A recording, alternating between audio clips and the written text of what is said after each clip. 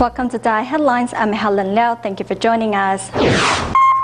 Coming up in today's show, Taiwan's Pingtung Tzu volunteers are visiting the solitary seniors and reminding them to be careful before the arrival of Typhoon Sala. To help the flood victims in Beijing, Tzu volunteers are holding their first distribution that will help a total of 5,000 households. And in our featured reports on Taiwan's sunset trade, we go to Kaohsiung's Fengshan to look at the few remaining sweet potato stores on the sweet potato streets. As Typhoon Salas is about to enter Taiwan, Pingtung Tzu volunteers arrive at the homes of senior residents to remind them to be cautious. The volunteers also survey their living environment to make sure the seniors' homes were strong enough to withstand the rain and wind. As the typhoon is just around the corner, Pingtung Tzu volunteers arrive at the homes of seniors who are living by themselves. Volunteers took a look around the seniors' houses to see if they are strong enough to withstand the elements. Since the typhoon is coming, we wanted to make sure the seniors are okay. We also brought blessings from Master Zhen Yan and advised the seniors not to travel in these kind of weather conditions. The volunteers take time to remind the senior repeatedly. Seeing the volunteers, a smile appears on the senior's face, as the volunteers are just like family to him.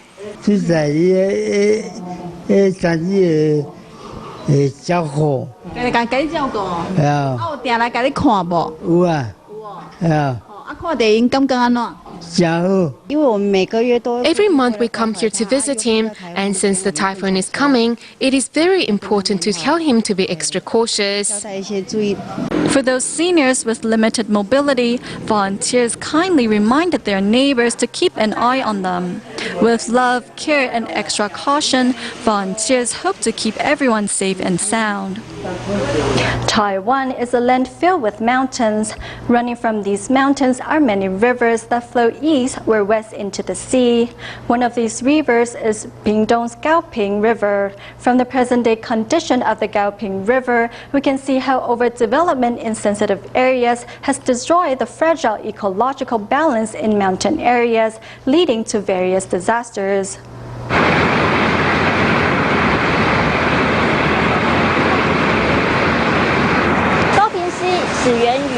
The Gaoping River runs from the southwest slope of Jade Mountain into the sea. The changes in elevation, as well as the younger geological structure of the region, means that compared to other rivers, the number of landslides along its banks are more frequent. You can see how the land slopes in that direction, but as it reaches the flat layer, the land rises up in the other direction. These two forces put the rock under great pressure, which makes it weaker and more susceptible to landslides.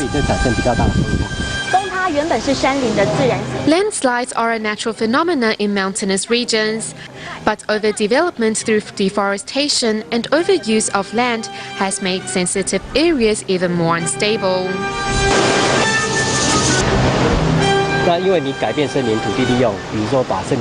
are changing the way the land is used. So for example, if you cut down all the trees, the volume of rock and sedimentation in landslides will increase 10 times. After the rain washes away the soil, it will also create an unstableness in the area.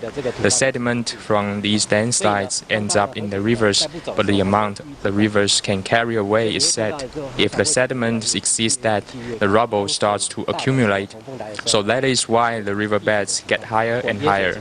And when there is heavy rain, the river will easily jump its banks, leading to flooding.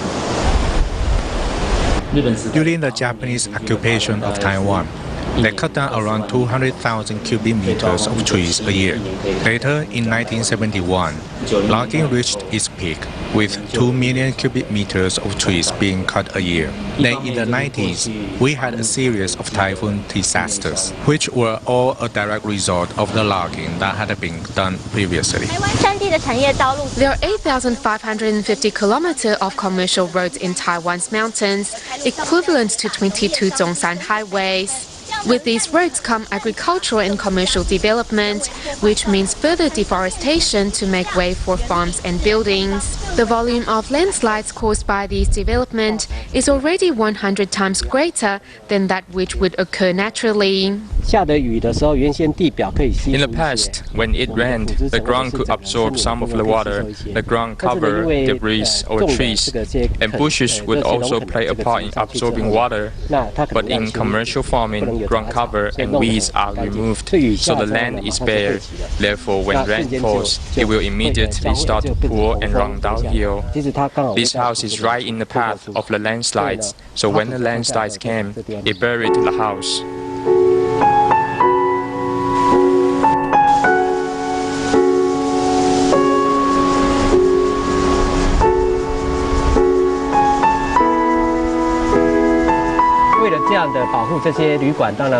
In order to protect these hotels, some dike engineering has been done.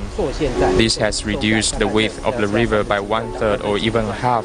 So it means that from the original river, only 50% of the original width remains. Living behind the dike, people feel it is safe, but in fact it is not. Because when the waters run high, the river will return to its original width, and that means that these hotels will be in the path of the river.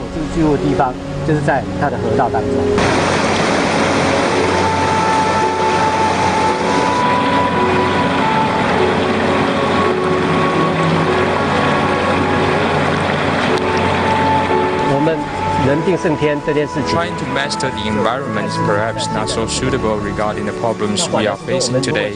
We should instead learn how to work and develop in tune with nature and learn how to harmoniously coexist with it. The mountains are like the heart of a person, and the destruction of the mountains is like a heart attack. In tomorrow's report, we look at how changes to rivers have affected cities downstream and how cities are working to handle the ever-increasing problems of water discharge. Recently, a storm struck the city of Calipatria in California of the United States. Heavy rain brought by the storm caused flooding that submerged dozens of houses underwater. After Tzu Chi volunteers surveyed the disaster area, they distributed cash cards to help the victims. To show their appreciation for Tzu Chi's care, the flood victims took bamboo banks home to save money to help others in the future.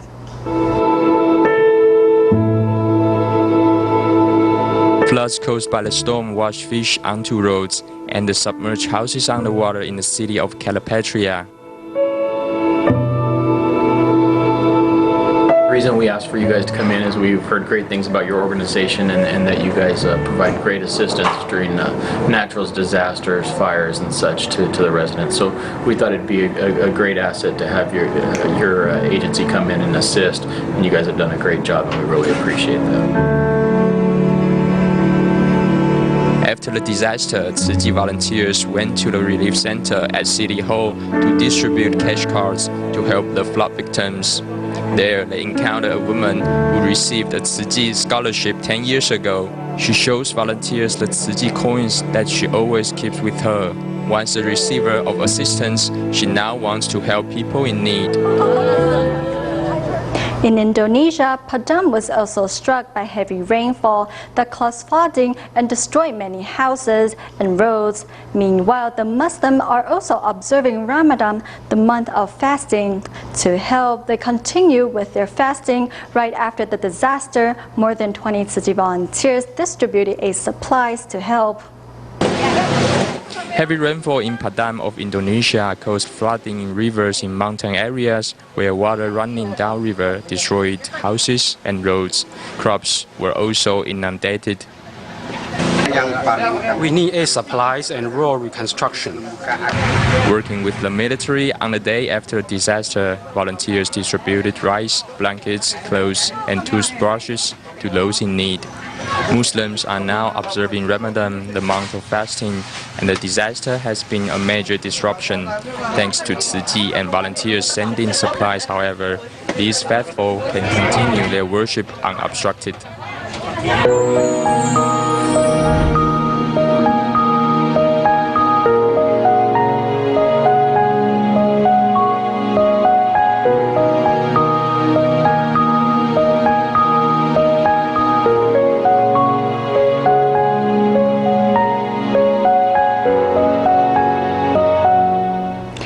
Next in China, Beijing's Fangshan district was hard hit by heavy rainfall, which the area has not experienced in 60 years. After a week of disaster survey, Tzu Chi volunteers held the first distribution on July 30th, helping 5,000 households. Items included instant rice and noodles, bottled water, clothing, and daily necessities. It's not yet 7 a.m. and already 60 Tzu Chi volunteers are heading out from Beijing to the disaster area, Fangshan district. To organize a donation on this scale in such a short time is not an easy task. On July 21st, the Fangshan district in China's Beijing was hit with torrential rains, the strongest the area has seen in 60 years. Around 10,000 households were affected. In 1 week, distribution items from Taiwan, Guangdong, Sichuan, and Jiangsu were prepared and flown to Beijing for assembly and delivery. Many of you had to flee your homes. Master Zhen Yin and the Tzu Chi family empathizes with you.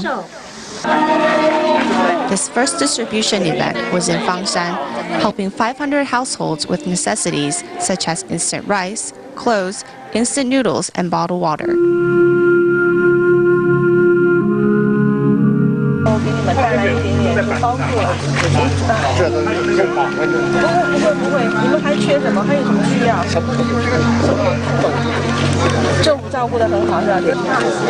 It's okay, it's all in the past now. You're safe, that's all that matters.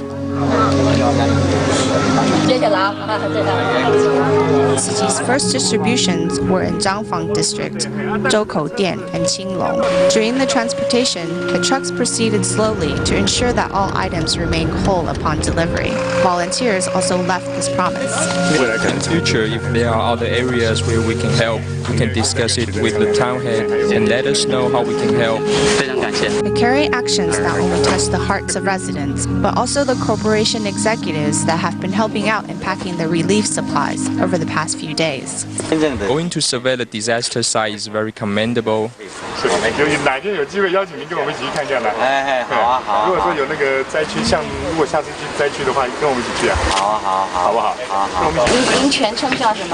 The truck drivers also stayed on the delivery mission for 1 extra day without pay.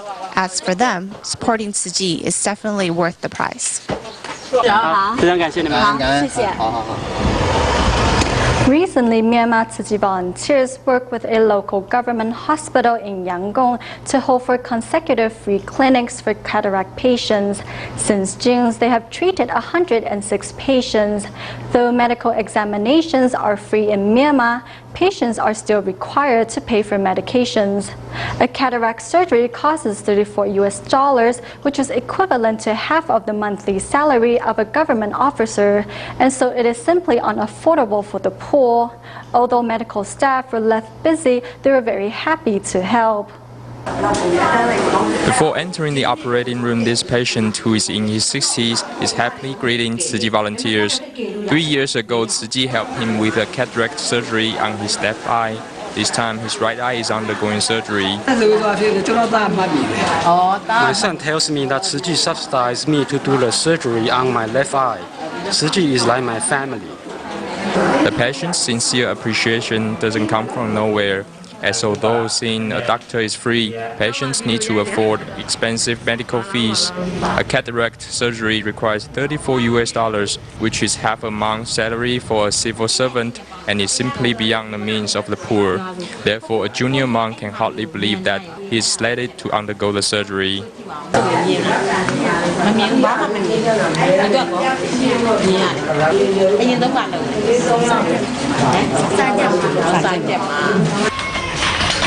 Patients are eager as they seek an opportunity to change their life. Overall, 106 patients underwent surgery provided in 4 free clinics. Even though medical staff needed to work overtime, they didn't complain. Many patients cannot receive immediate treatment because they can't afford it, and eventually they lose their eyesight. They really appreciate these free clinics. Finally, local volunteers visit these patients to show their love. and take care of them as they go through the treatment. Every summer, China's Xiamen Tzu volunteers carry out home visitations for scholarship recipients. Some students come from families in which their parents are unable to work. Others are from low-income families, but behind each hardship is a children's future. Xiamen Tzu volunteers hope the tuition aid will help relieve these families of their financial burdens and also ensure these youngsters have a bright future ahead of them. Hailing from Shanxi, Wang Jiajing moved to Xiamen to provide a better life for his children. Both he and his wife works long hours, so it's a rare opportunity to sit down and spend time with his children.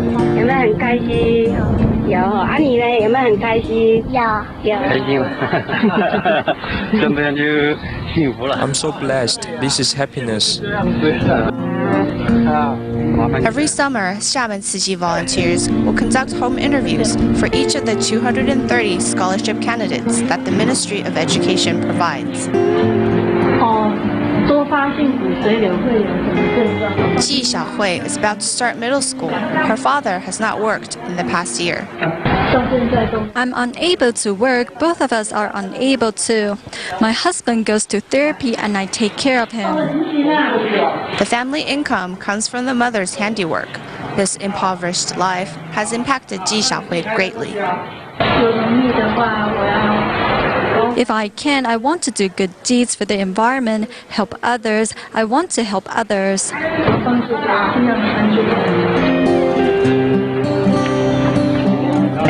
Tzu volunteers extend a hand in providing financial assistance to allow these kids to be kids. Recently, the Tzu Sanchong chapter held various children's workshops.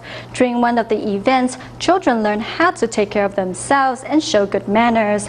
By giving the children money to purchase their meals, the volunteers also taught them the benefits of eating 80% full. Thanks to the activity, the children learned the importance of cherishing their food and even donated their extra meal money to help the needy. It's mealtime. Children at Tzuji's children's workshop get ready to purchase food with money given by volunteers.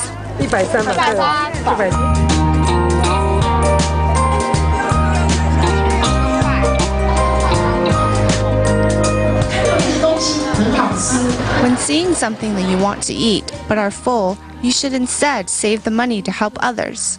Around the world, there are hundreds of millions of people that go to bed hungry.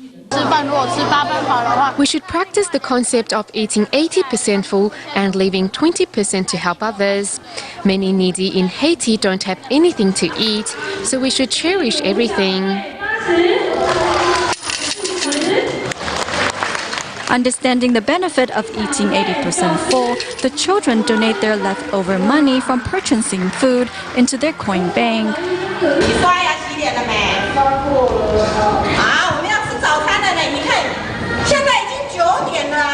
During the workshop, volunteers also perform a stage play to educate the children on the importance of table manners. I saw big changes in my children. Before, they wouldn't hold their bowls when eating and would only eat with one hand. They wouldn't listen to their father when he corrected them. They learned a lot from this workshop. Thanks to the children's workshop, the children learn to have good manners and promise to continue the good work when they return home.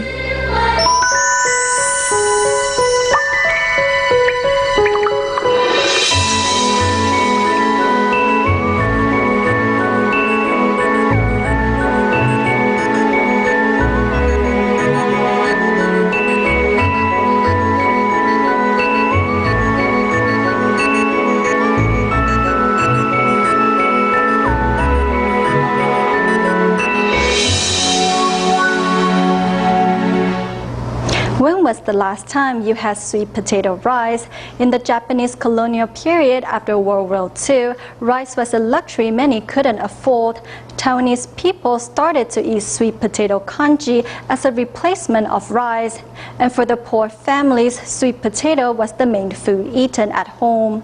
In a feature report on Taiwan's fading industries, we go to Kaohsiung's Fengshan and have a look at the few remaining sweet potato stores left on the sweet potato street. The story behind this bowl of sweet potato rice goes back to Fengshan's sweet potato street.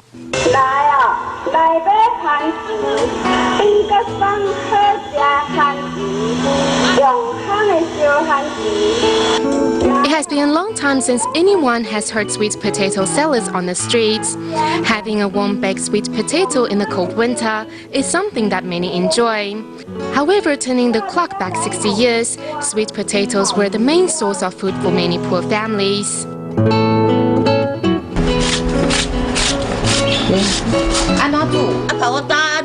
You just let it dry in the sun and rinse it before putting them in. In the old days, we often ate them to the point that we were afraid of eating them. Life was difficult in the Japanese colonial period after World War II, and having rice on the table was a luxury many couldn't afford. On this street in Kaohsiung's Fengshan, that is less than 100 meters long, there once stood over 10 sweet potato stores.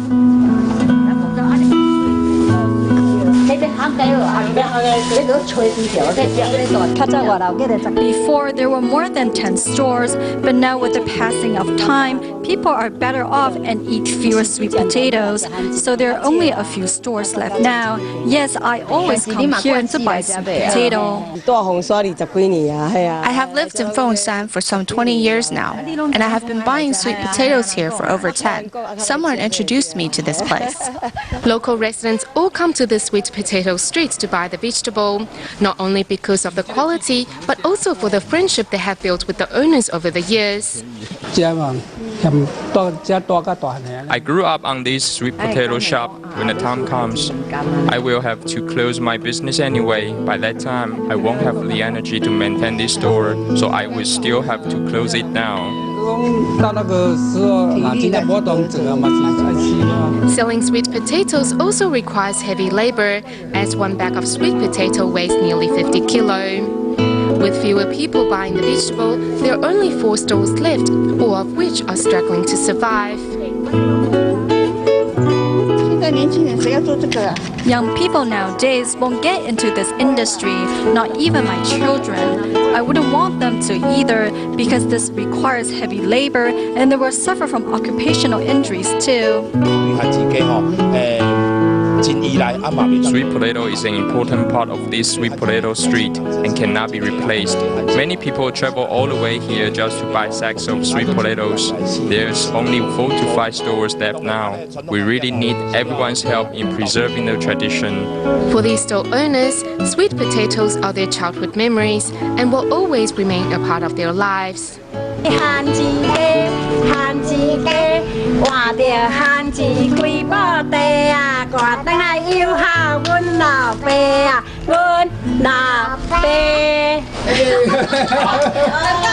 Before Typhoon Salai entered Taiwan, Taichung Tzu Chi volunteers visited care recipient Mr. Zhen, who is a cancer patient living with his bedridden mother. The volunteers not only provided him with emotional support, but also reminded him to be cautious during the monsoon. We'll leave you with these images. Have a safe ride home. Goodbye.